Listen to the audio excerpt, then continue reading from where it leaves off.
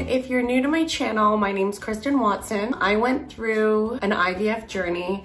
I'm Canadian and I actually flew to the States to go through IVF. And that is a long story, but if you are interested to hear it, it is in my last couple videos. This will be a 28-week pregnancy update. I have been through so much with this pregnancy that I have not experienced prior with my two sons. So if you can't tell by the nursery behind me and all the pink, I am expecting a little girl in April. Today I just hit 28 weeks, which is fantastic because I have been through a little bit of, there has been some issues with this pregnancy. So at 18 weeks, I woke up bleeding quite heavily and went to the hospital just expecting that it was a miscarriage because that is what I feel like all women think when you see bleeding and you're pregnant.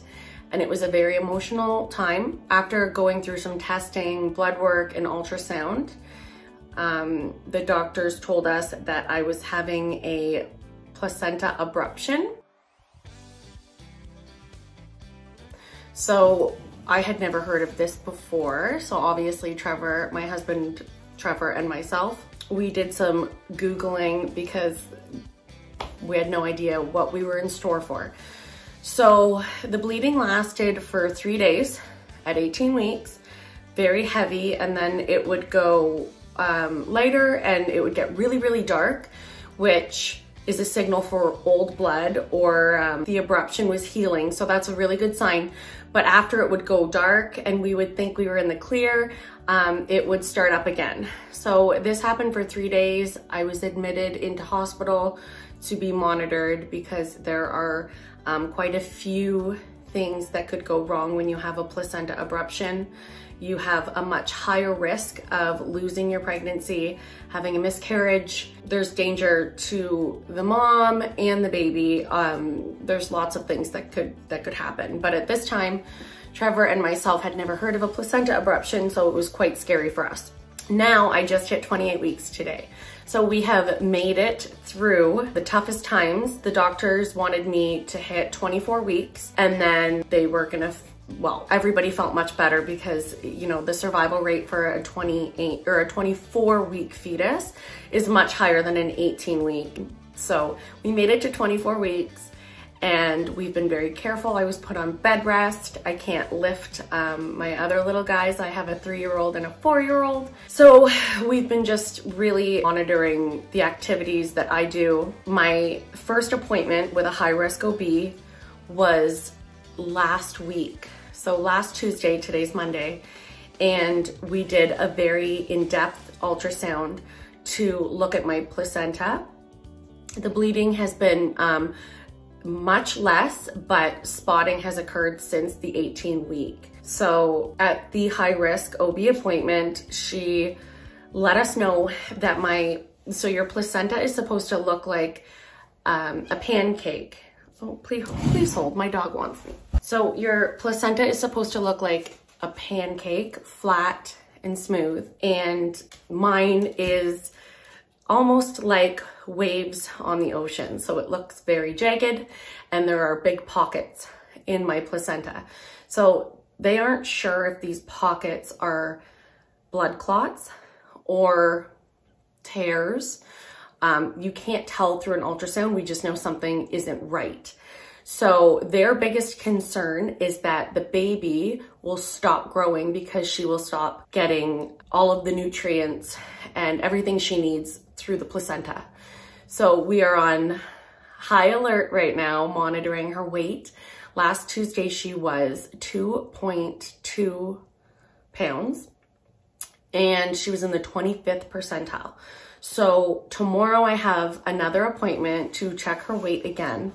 And if she is showing signs that she isn't growing and the placenta has stopped providing her nutrients, then we will have to deliver early and I will most likely be admitted into the hospital to be monitored, for her to be monitored all the time. When you have a problem with the placenta, like a placenta abruption, they need to monitor the mother for bleeding as well. So our plan is to do a vaginal birth, like I did with my other 2 kids, and they will very, very closely monitor her heart rate and my bleeding, because they don't want me to bleed out, of course, and they need to watch in case I need a blood transfusion. Some risks when you have a problem with the placenta like this is early labor. So I could go into labor anytime, super early. I need to monitor myself and really be careful of what I'm doing so that I don't go into labor, because I have pain all the time. It's hard to know what the pain means, if I'm going into early labor or if I'm bleeding internally, if the baby's okay. It's very stressful right now, but I am very grateful that I am at 28 weeks. I'm feeling confident that she's gonna make it till the end. So, right now, she is a good size, she's very active, and she's crazy, crazy, crazy. So we're just looking up and we're being very positive. Tomorrow, I'm hoping that she has grown and she is in a good percentile for her age at 28 weeks. We've been keeping ourselves busy with the nursery, so we finally finished the nursery, and I'm gonna do a nursery reveal video. So I'm not gonna show you guys right now, but I will show you how absolutely huge I feel. So let me show you.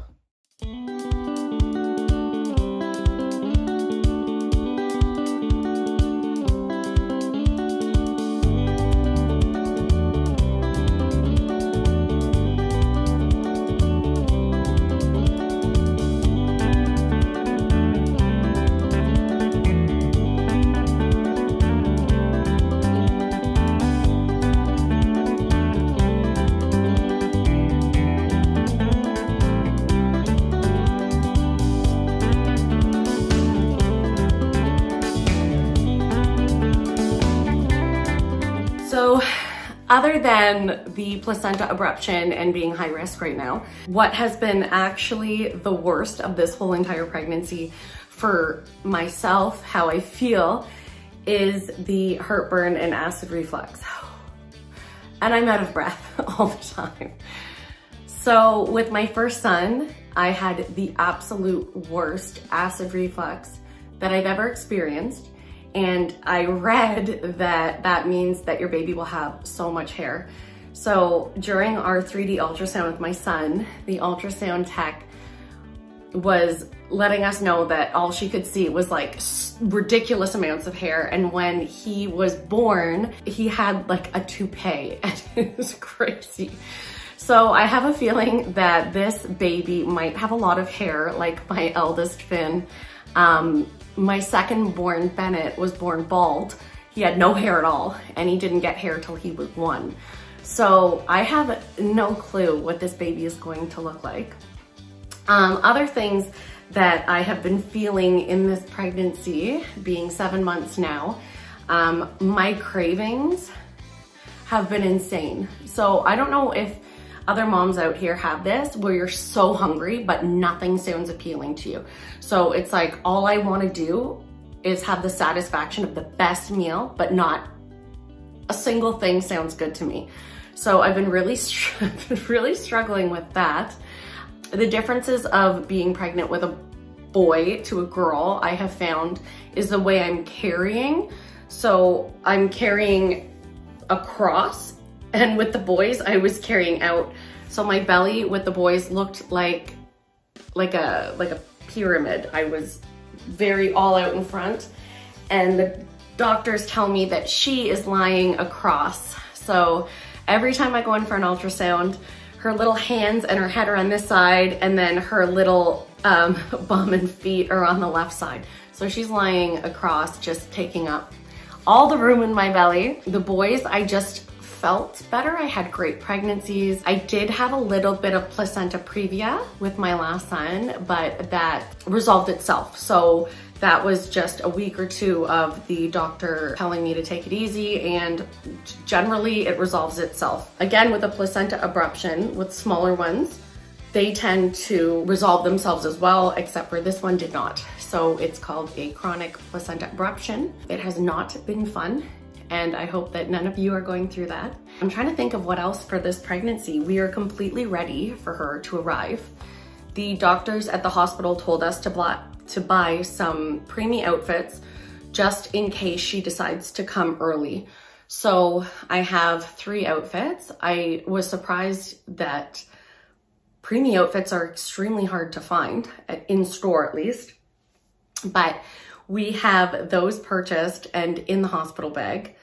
The nursery is done. It is so beautiful. I cannot wait to do my nursery tour. I'm just waiting on one more element of my nursery. I have not chosen a name yet for a girl, so if you have any unique or unisex names, I love unisex names for boys, or for girls, I mean, not for boys. I would love to hear them if you could send them my way. My boys were born at, my firstborn, Finn, was born at 8 pounds, 13 ounces.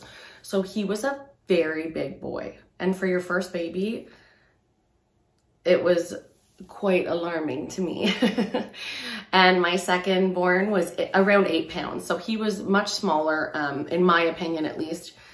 It took one push to get my second born here. And with my firstborn, I was in labor for 3 days.